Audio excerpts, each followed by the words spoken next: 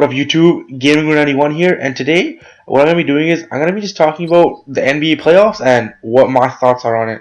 So first, let's start in the East. We got Chicago versus Washington, and coming in this matchup, I had originally called Chicago in 6 games, but if anyone's been keeping up with the NBA playoffs recently, you'll know I could possibly be completely wrong.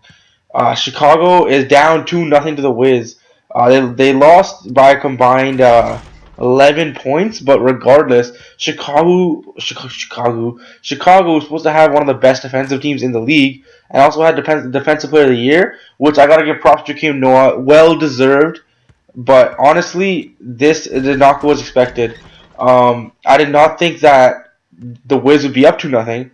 I thought again like it would be 2 wins by Chicago, one by the Wiz, then one Chicago, one Wizards, then one Chicago in Game 6. I thought they would win in Washington, but the way this is going, it could be a 5. I think if now my prediction has changed. Like, not that I'm bandwagon or anything, but I think after seeing these first 2 games, I think Washington in 5. I think Chicago will win Game 4, but they will lose in Game 5. So next we got Indiana and Atlanta.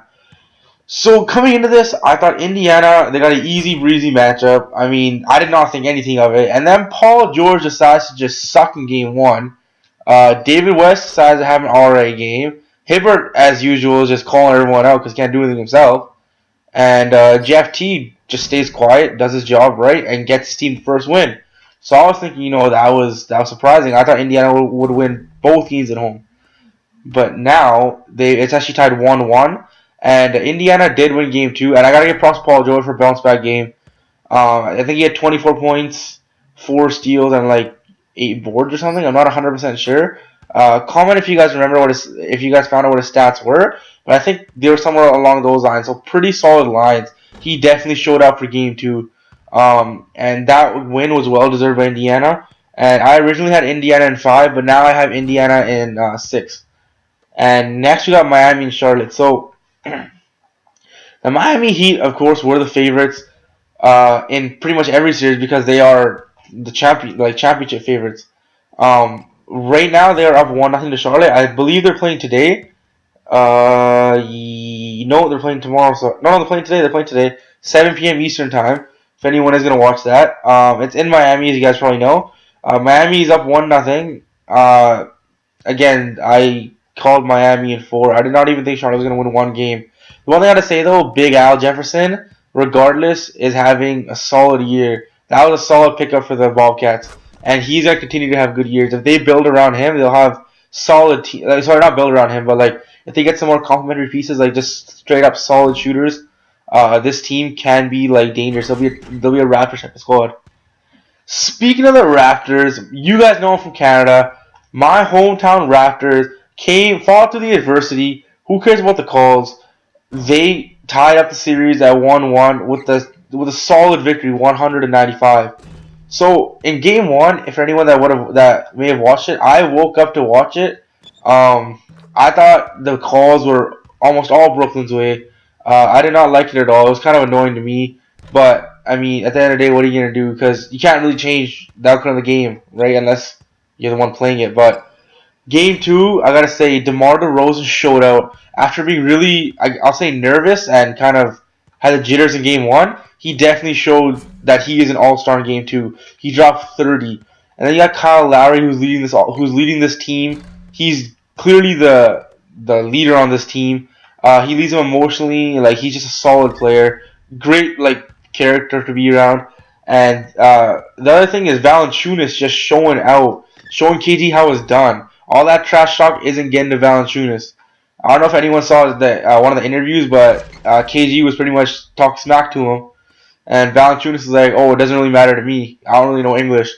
So that actually cracked me up. I was thinking, this guy, oh my god. I mean, I guess you can say he's kind of witty, but also he's doing his job properly. And Plumlee actually was playing more minutes than KG was. So that lets you know that maybe KG is just not able to match up with Valanciunas when it was supposed to be the other way around. So now we go to the West. We got Houston and Portland. They're also playing today. They're playing at 6:30 p.m.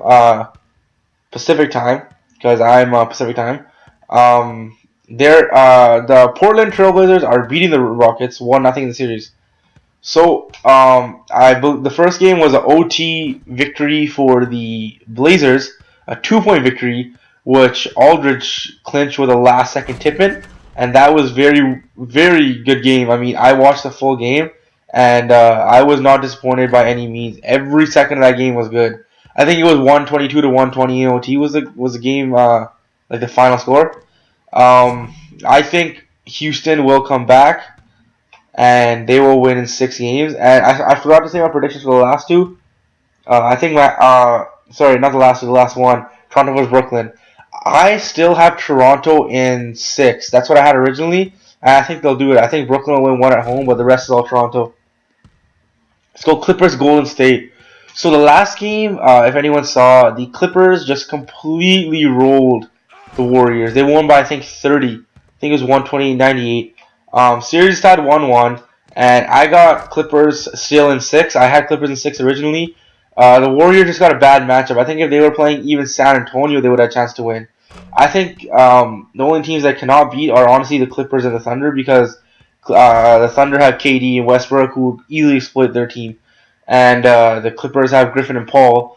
And Curry is a solid player, but he was shut down in Game 2. Game 1 had a good game. Game 2 did nothing. It was the opposite of DeRozan pretty much. The next matchup is OKC Memphis, which I was speaking on briefly.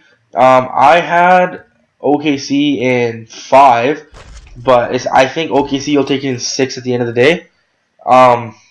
They're playing very well, but Memphis, considering they're the 7th seed, I believe, are playing even better. Zebo and Gasol are definitely the heart and soul of this team, and they're going to keep that going for a while. But Conley, I got to say, has been showing out. He's been having solid playoffs. It's only been 2 games, obviously, but he's doing pretty well in the playoffs. Without him, they would have nothing. Like, if he's injured, they're definitely not going to make it. So, yeah, I got OKC in 6 again, but this is a series I can keep my eye on. Memphis, one of those teams that, regardless of who their matchup is, always have a chance to upset. So, this, if there is one main upset, Brooklyn over Toronto is number 1 because those teams are really close. Number 2 for me is Memphis over OKC.